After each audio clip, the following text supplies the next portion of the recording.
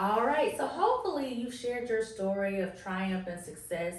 And we would love to read those testimonies and encourage each other as you do that. We're going to continue. If you need some more time, keep listening because you're going to hear some more about how to create something great, even when at first it might not have seemed like it was going to be that. And sometimes that requires you to move out of the current situation you're in. So tell me about that. So your second year, you said you were able to realize, okay, this is my place in school. I've been here for 2 years. I want to keep teaching, but I don't want to teach here. How do we get here? How do we get Yeah, so I have friends that were working at Memphis Rise Academy, and they talked a lot about how much support they were getting instructionally, and they were getting a lot of professional development. And that was a piece that I felt like was missing from my original placement. And so I decided to get a job at Memphis Rise, and I was hired there, and I was really excited, and I continued to teach my same content, 7th grade social studies, which I was excited about because I wanted to continue to refine my instruction. And my first year teaching, I was like a level 3 teacher. My second year teaching, I was a level 4, and I really wanted those next years to be like level 5 teacher. And so I was able to get there through Memphis Rise. So they provided me a lot of instructional professional development. They provided a really kind of structured also behavioral system at this school that allowed students to really reach their full potential as well. And so it was an environment where I was able to grow rapidly and quickly. Now, with a lot of hard work on my end, I was developing, my curriculum. Social studies teachers don't get curriculum given to them. And so that was a really hard part of my first 2 years. And then kind of when I got to Rise and they were teaching me all these new things, I was like, oh wow, I need to scrap a lot of what I was doing in the past and rebuild. So my first year there was a rebuilding year, rebuilding kind of how I was structuring my classes, rebuilding the activities I was having students do to really make sure that they were learning and that I was delivering information in a way that was really going to stick in their minds and help them grow in their literacy skills as well. So that was the focus of my kind of 6 months there, because then we hit COVID. So then tell me about that. So we hit COVID. Then Well, again, I was really grateful to be at Rise because they had such a great system for handling school, and we had a lot of high attendance on Zoom school, and we provided, again, a lot of support and development on how to teach on Zoom school. So I still feel like I was able to teach during that time, which I feel grateful for. But during that, again, I was able to have more time because you're not in school all the time. I did have more time to develop my curriculum more and continue to refine it. And so then at the end of that 4th year of teaching, because 3rd year they didn't have any TCAP testing or anything like that. End of my 4th year, my students achieved level 5 in achievement on the TCAP and level 5 growth, and we were ranked number 3 out of all the schools in Memphis for That's amazing. their scores on that test. Which it's not just about the TCAP; they also grew in all these other ways.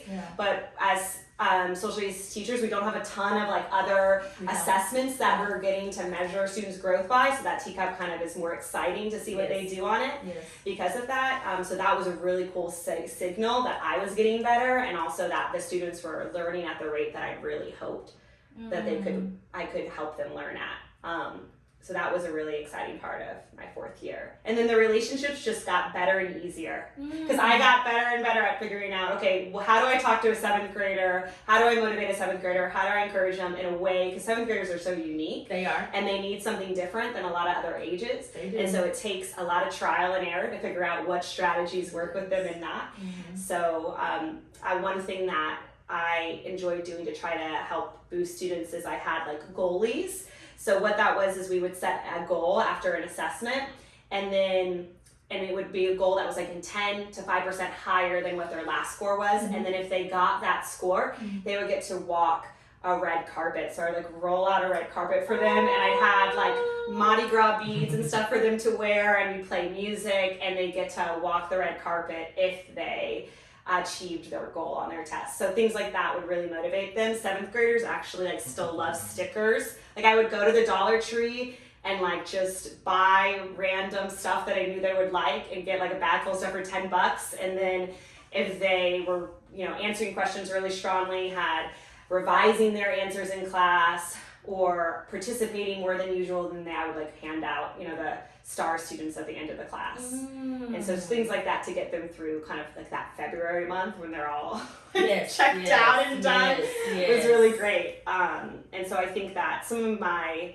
have great relationships with all students, but some of my most best years in the classroom were that 4th and 5th year in terms of the students, just because I felt like I'd really achieved a level of competency in both instructionally and with just my relationships with students. So I love all of that. I think all of those are great strategies. I hope y'all were taking notes, because those are some good strategies for lots of different grades. And I think that really speaks to the heart of the work. When you talk about your vision of one day, we know that we are here and Teach for America, when I say here, and our goal is, our vision has always been, one day all children have access to excellent education. You could have left and went to another city. You could have went back home after your second year, because when you finish your 2-year commitment, you don't have to stay in Teach for America, Memphis, or wherever you are. You can go do what you want. You decided to not only stay teaching, but stay in Memphis. Why? Why did you do that? Staying teaching, I really didn't think, I didn't know going to Teach for America. I was like, there's a chance that I could love this, and there's a chance that I could really not find that this is not my thing. And I ended up really falling in love with teaching. And so I love looking at a lesson and figuring out, how can I make it better? How can I make sure students are really achieving this objective? How can I make sure this is appropriate, challenging that? Because I think social studies, we're teaching them so much within that content. It's not just facts. It's also, how are you able to look at something and figure out the perspective that this person has, or the bias that's in this source? How can I articulate my thoughts and views, in terms of writing well, citing evidence well? So I wanted them to grow in their critical thinking skills in my class, and I wanted them to grow in their literacy skills. So that was just really intellectually engaging to me. So that's part of the reason I stay teaching. Obviously, it's such a special career, because you're able to make an impact. And it's a hard career, but it's really unique. Where else are you able to build relationships with people, be around people that are different than you, all of them have these interesting stories, or bringing these interesting things to the table, and then you get to collaborate with them to help them reach their academic potential, as well as then get to teach a content and a topic that really is interesting to you personally. So that, it was kind of a no-brainer in staying teaching, and I just really was motivated to get better and better. But in terms of staying in Memphis, I was also not planning on staying here this long either. But I was bitten by the love bug, and that happens Yes. My husband is born and raised, well, not born here, but he was raised for most of his life in Memphis. And we met one night downtown, and then ever since, we're in love. So he was a huge part of the reason I stayed here, but also my friendships. Like I said, I had a great friendship with Jessica Zoutendijk and other people within the TFA Corps, and just to build a group of friends here. Shay Quidon is also someone who used to be teaching and is now in grad school at University of Memphis. She's still here. So a lot of these people that I hold near and dear that I met for my first time here, really, I felt like I had a community. And I felt like we were all building our lives, and it was fun to be able to do that with each other in this city. So, and they were inspiring me, because Shay taught for a long time as well. And so that we were kind of still in it together past our core commitment. So that kept me in the city too. Well, see, y'all, I hope y'all caught that. So in Memphis, you get the history, you get the cost of living, you get the opportunity to network and be able to build stuff, and you can find you a boo. So if you are single and you want to mingle and you want to no, but seriously, I think that I have so many friends, some people I know who did the core, were not planning to come to Memphis, and they found the love of their lives, whether it be the students, the school, the city, or a partner. And some of them got all of them done. Some of us did not, but some of them got all of those things and more. And so it's so many reasons to join Teach for America. Some of us do this work. But when we think about one day, though, so the vision of one day is for all children to have access to excellent education. What's that your vision is, and is that still your vision? how are you living out that vision more specifically? Yeah, I mean, I think that it's how I'm doing it has changed. For a long time, what drew me was like I was passionate about students receiving really quality like social studies education that was also building their literacy skills so they could become the critical thinkers that like, they're capable of being and make impact in society. I think that was originally, you know, my vision of one day. But then through my work in the classroom, that started to evolve. And I was working with a lot of students who were in 7th grade, but at really low reading levels. Level 1, level 2, and grade 1, grade 2, grade 3 reading levels.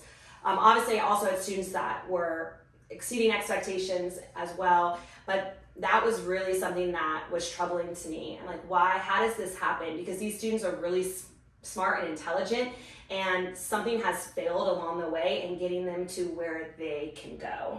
And one student in particular, well, he wasn't my student at first. He was actually, so this is my husband, it was his cousin. And we, one night, he was in 5th grade, I believe, and we were watching a movie one night, and it had subtitles on it, and he couldn't understand the movie. He was like getting distracted. I was like, what's going on? You don't like the movie? And he goes, I can't understand it, because it was just in subtitles. It was like in a different language. And I basically figured out that he did not know how to read at all. And he'd been in Memphis, Shelby County schools the whole time. Didn't have an IEP, nothing like that. But you would have never known that. He's so bright and can hold very complex conversations, has an incredible vocabulary, but did not know how to decode words. And we tested him, he was on a kindergarten reading level. And so that was like, okay, something's going on here in terms of students getting the right education that they need to be able to like reach their full potential. And that the reading part of it really bothered me personally, because I was diagnosed with dyslexia when I was in 3rd grade, and my parents were involved in education, or like my mom was, so she was able to catch the signs of that and get me into like tested, and then get me into like they had to pay out of pocket for all of this tutoring. And so I went to tutoring for like 3 days a week for like 5 years in order to catch back up literacy. And I had to grind really hard to be able to reach my potential as a student, but I was able to do that. And it kind of broke my heart that like other kids are out there that are just as capable as me or any other person, but because they're not getting what they need, like doors are closing for them, and their self-esteem is being weakened, and they think they're the problem. So that pushed me to go into grad schools to learn more about that. But I think my vision of one day now is that students are having access to structured literacy programs that are both building their ability to comprehend well, while also making sure they're providing literacy instruction that is effective for them, and that they have access to additional services without having to pay out of pocket for them. These should be essential services. But I think the state of Tennessee right now doesn't even won't even give a student an IEP for dyslexia. So we have a long way to go when in terms of actually supporting students in schools with learning and reading difficulties. Yeah.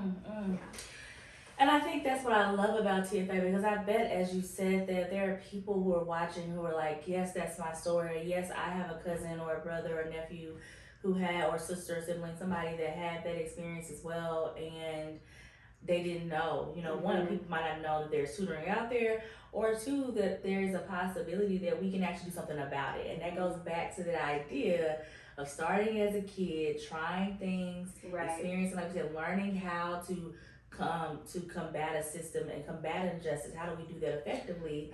We build that, right? We build that muscle for kids, and then we also now, because your parents ultimately did that for you, they showed you through that experience, and then you're now able to do that for kids. And any parent would want to do that for their kid, but not all of our parents have the resources to do that.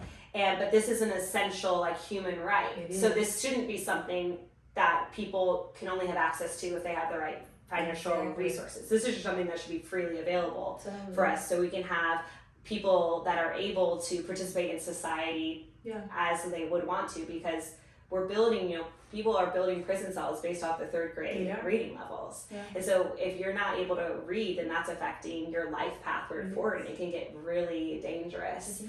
And I think another thing is this student was in an English language learning household, Spanish was their first language. But that was kind of used as a excuse for why the student wasn't learning how to read. And they're actually very competent at English. So, they were kind of like pushed like, oh, this is just an ELL issue. It's like, no, English language learners are not all struggling readers. And also some ELL students also need additional support with reading, because dyslexia or reading difficulties does not discriminate based on your racial or ethnic background. So I think we have a long way to go in terms of properly supporting students with reading difficulties in elementary and middle schools. And he now is in such a better place. Memphis Rise is one of the few middle schools in the city that actually provides proper reading intervention to students at a middle school level. Sometimes other schools provide that when they're younger, but not a lot of middle schools do that, which is unfortunate, because we have a lot of students in middle schools that are on a reading level and they're not getting that phonics instruction that they need in order to progress. So they're kind of stunted at that point. So he was able to get what he needed and is now like in an honors biology class in high school. So his life is totally different and has such more confidence in himself as well. So I think that's so beautiful, and that's a testament again. One person trying to make a difference, one person deciding that this person's enough and this injustice will stop on their watch and they're going to do something different. And I think, like you said, I think that's something that everybody desires. I think there's a world where every parent wants that in some ways, but sometimes we just don't know how. We get afraid, or we've, again, gotten shut down so many times. We're just like, I don't want to continue. But hopefully this is inspiring you to say, get back up, figure out how you can lean in, figure out how you can be a resource or a vessel to somebody else, and keep pushing to the version of one day that you're living to get everyone access to excellent education. So as we close out, I want us to think about this pay it forward section. So what would be your advice for our incoming core members, those 2025 core members? Maybe they're watching this in their dorm, or maybe they're about to transition jobs or try to get ready to join Teach for America. What would be your advice to them? I think that gosh, there's like so many things I could say. I think one of the things is to develop reflective practice and be humble, because teaching is a craft, and I'm still every day in the classroom making like mistakes and errors and like, okay, that didn't go how I was expected, and this is now my 8th year in education, 7th year in the classroom. And so like being humble and like developing a reflective practice where you, whether it's once a day or once a week or once a month, looking back on your teaching and think, okay, what are a couple things that I could have done better this week? And I think another thing is to also make sure that you're keeping track of the wins as well, because teaching can burn you out. And so you want to make sure, and it's sometimes like one negative moment can take over your entire, at least that's for me. Maybe not everyone's like this, but I can kind of be a doomsday thinker. So really making sure that you are also writing down what went well. And like I have a list on my phone that I still keep of like all my positive memories from the year, because kids make me laugh so much. They do. And they make me smile so big, and there's so much joy and energy I get from them, but I can sometimes forget all about that after a bad day. So having a place where you're like, okay, I want to do this better next year. I want to, even if you don't know, it's like, this needs to change, like whatever this is, I'll write it on, put comments in on my Google Doc document. I'll put, sticky note to myself in my planner, just different things, ideas that I have moving forward of what to do. I think that's a good practice to develop. I love what you said. I think you're just so profound in this idea of like the doomsday, but balancing it out with writing. I literally just told somebody this, that we have to start, when things are going good, you have to start writing down that. And then also journal or diary, what you're going to say, the things that are bad, but then use that, go back to that list about what's, I bet if you have a thing that you always are speaking about, that you always bring up, I bet if you did a positive journal or something, when things are positive, you'll find that it's probably some balance to it. If you allow it to be. And if it's not, then that might be a real indication that there's something that needs to change seriously. What about second years who are going into about to enter alumnihood as an Right. alum with 8 years in education, 7 years teaching? What are your advice? What's your advice to them? I think that still staying humble, because just because you taught for 2 years doesn't mean you figured it all out. Because I think sometimes you can have a couple of years under our belt and think, oh, we got this. Like, I don't need to take any feedback. Like, that kid that's really awful, it's just them. I have no part in that relationship, right? It's not me. It's not me. And there's definitely so many things that we can't control. And I think that's really good to figure out what you can and can't control. But I think figuring out, okay, what do you really like need to learn more about, and how can you, what opportunity is going to give you that chance to develop yourself more. So for me, it was changing schools and getting more coaching. For other people, it might be a volunteer opportunity in the city. Maybe it is networking with somebody who has a career that you eventually want to have. I had kind of another change point after my 6-year teaching. I decided to go back to grad school and learn and become a reading specialist. So I went to Vanderbilt for a year, was living in Nashville a year, came back, and now I'm teaching elementary school reading education. So that time for me going back and to school for a year at Vanderbilt was so amazing, and I grew and learned so much. So whatever it is, not everybody wants to continue to be in the classroom, and that's totally okay. But I think during that second year, figuring out, okay, what's going to help me grow and like get to whatever life goals next. Whether that's like a person or a place or an event or organization. There's a lot of great organizations here in Memphis that I think there's something for everybody, no matter what you want to do next. I agree. I think that is 100% true. And then also the alumni team is here to help you with figuring that out. And we have not just our local resources, we have some national resources as well to help you figure out what you want to do and how to get there. It has been such a treat. I can't believe the time has gone by so fast. Yes. But I hope you all took a moment to really soak in all of the wisdom, all of the gems that you shared, and just this idea of trying, being humble as you're trying and learning, but not giving up.